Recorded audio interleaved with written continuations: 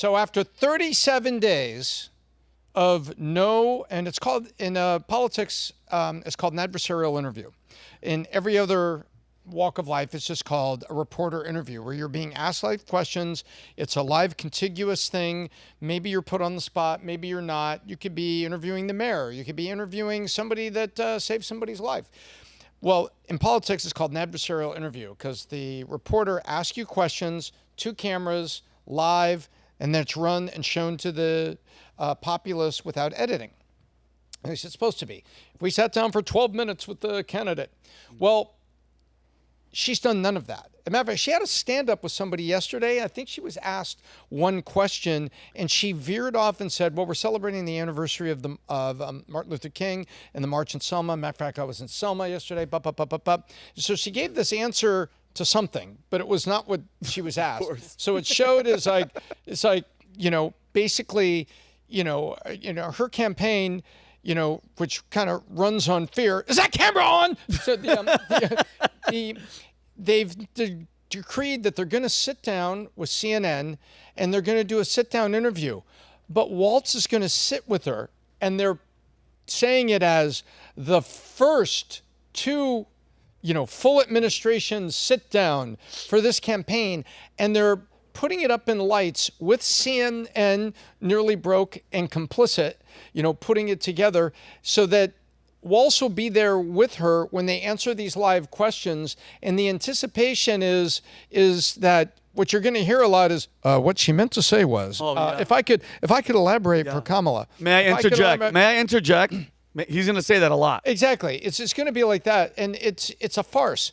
We want to know that our presidential candidates would be capable of sitting down and speaking to foreign leaders, would be sitting down and reasoning over issues, would be capable of having a one-on-one with the Secretary of Defense or the Secretary of State and sending their cabinet members off to do important business of the United States of America tomorrow morning. And we don't have that confidence yet with her. Now, we may have the opposite of confidence, which is fear. Some people have fear with Trump. Oh gosh, he's going to talk to Secretary of State. Just tell him we'll bomb the shit out of him and we don't care. Yeah. Right? We have that too. And there's, some validity to concerns there.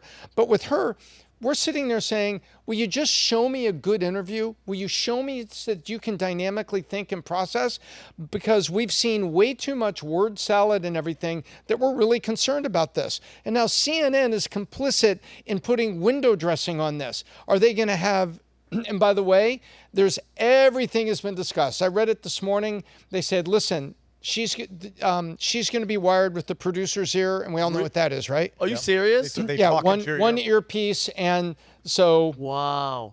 So, and Tom, you made a great point. What were we talking about earlier? Cornflakes are good. Compliment Tony the Tiger. Yeah. Cornflakes are good. Tony the Tiger is very nice. Yeah.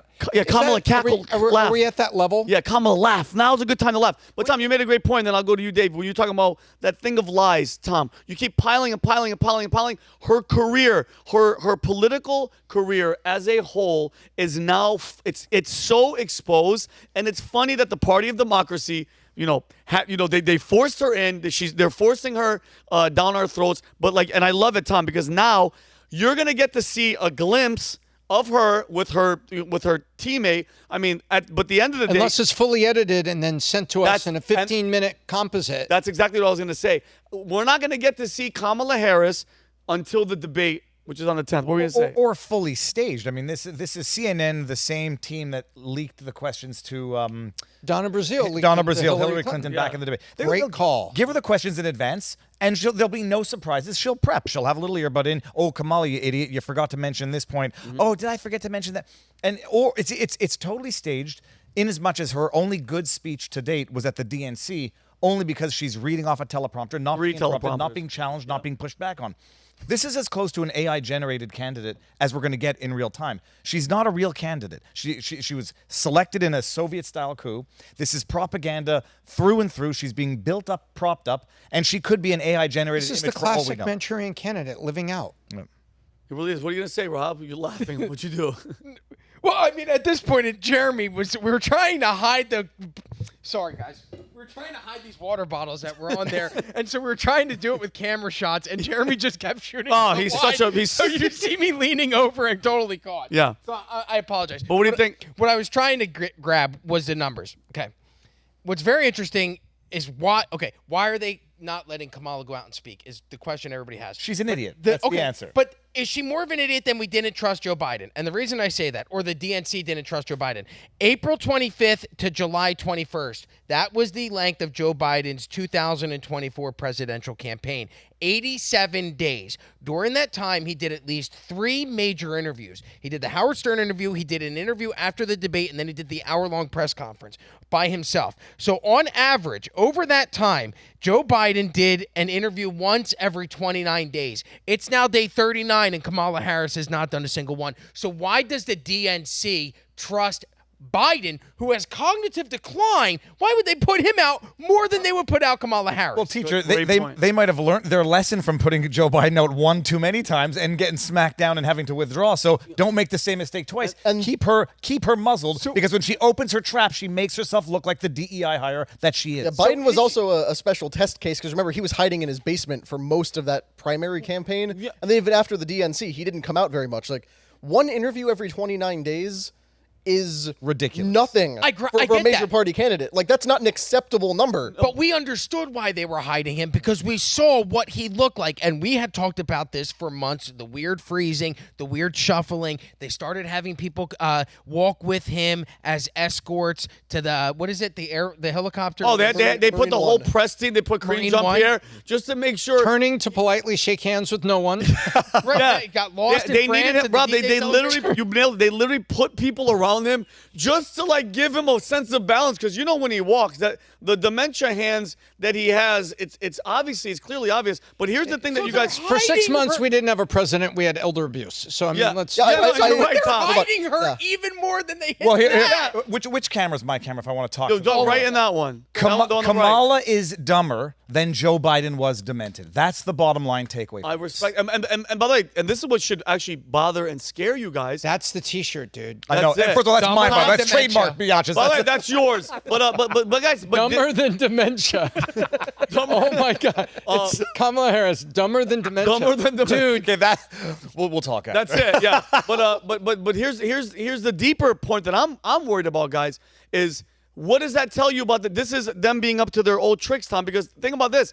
If they're keeping her away, if they're keeping Joe in the basement, these are things to me that are signs that they already have the win. They already have listen to me. If you're not showing your front runner, you're shielding your front runner from even speaking, that must mean you have confidence in the voting part of it. And that's where I get fearful, because keep Joe in the basement, he's going to win.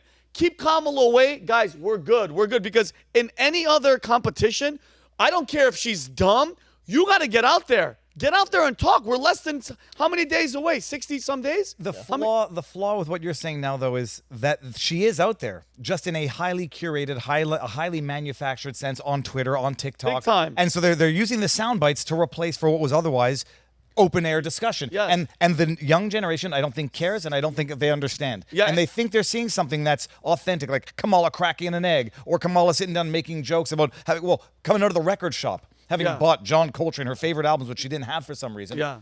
So they think that they're seeing her. And so they're not hiding her. They're just curating what they expose of. And her. it's 68 days left till the day. So, by the way, that's unheard of that this person isn't out there and talking and engaging and making people follow. That means, to me, they have something else up their sleeves, which I've been saying this a lot. Tom, we were talking about this in the office earlier. Do not sleep on the Democratic Party. Besides the legacy media covering for her and they worship her and, oh, she's going to be the savior.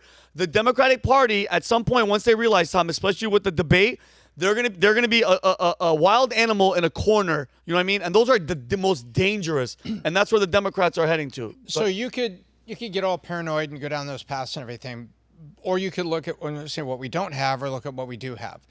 What we had here, what many people say, was Obama's third term, and economically it went really bad. Yeah. So Obama's fourth term is about to show up, or the little cabal of people featuring what I think was Obama and the National Security Advisor, what I think is really running the country? Because the question was, who was?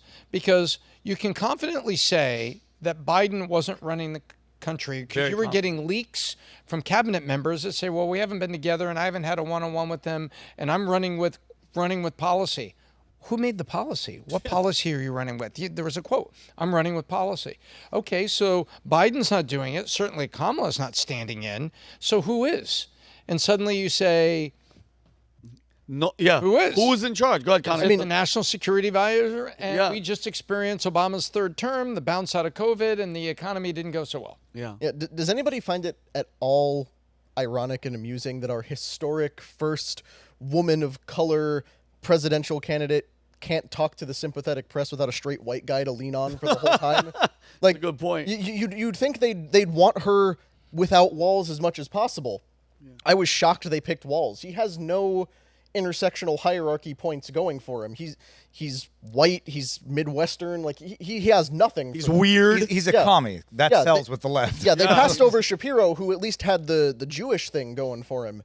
Did they pass over Shapiro? Remember, did Shapiro help cover up a murder? Well, the mayor of Philadelphia. I mean, come on. But the mayor of Philadelphia, they accidentally leaked the campaign video where they were all endorsing him to be the governor-elect to be the vice presidential candidate. That was weird. And that was weird. It just seemed odd. Yeah, but I think that video was more of a pick him, not a leak. But no, I think they skipped over Shapiro because with the conflict and the unpopularity of Israel within the Democrat Party, they couldn't have picked him. Although I thought they were going to because Soros really backed that guy. You know, it's not just that she can't succeed without the white guy to help her. It's that the first black female, and I say black in quotes because she was Indian until 2020, Jamaican, was selected, incompetent, and utterly undeserving of the position, and it sets all progress back decades. But I think they know that, and I think they love the divide that it causes because anyone who makes fun of her now gets to be called a racist, and then they get to play the divide both ways. Oh, and that's what. Exactly. So they put her out with Walz. Like ever since she tapped him to be her running mate, when was the last time you saw them separate? They've been together the whole time, and now their first interview is a joint interview. This will be the Harris-Walz administration because they can't separate them because neither of them has anything to recommend them. They have no accomplishments. You saw the videos from the DNC of the people going around. Like, what are your favorite Kamala Harris accomplishments? What are your favorite things she's done? She's nice. Her dancing is really cool. You guys played on the PBD podcast yesterday, I think, that clip of, I need to do some more research on her. I just like her. Like, more research? She's been in office for 3.5 years. You can't name a single thing she's done because there's nothing. And those people that were at the DNC, remember, these were selected, invited people. Of course. It wasn't the main general public. It's not like they just, you're at the mall, you want to go to this thing? No. Those were people that were selected. And the people that were selected on behalf of the DNC to be there to represent the DNC don't know her policies and need to do more research. What does that tell you? Yeah. Well, at the DNC, she officially had no policy. The only policy she's had since then has been about stealing the Trump policy, bringing back the flag, no tax on tips. What's the other one?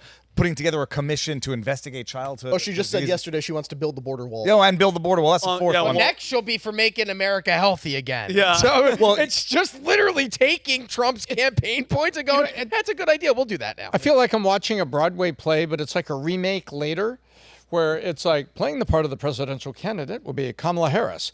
Playing the part of Jill Biden, supporting the candidate, will be Tim Walz.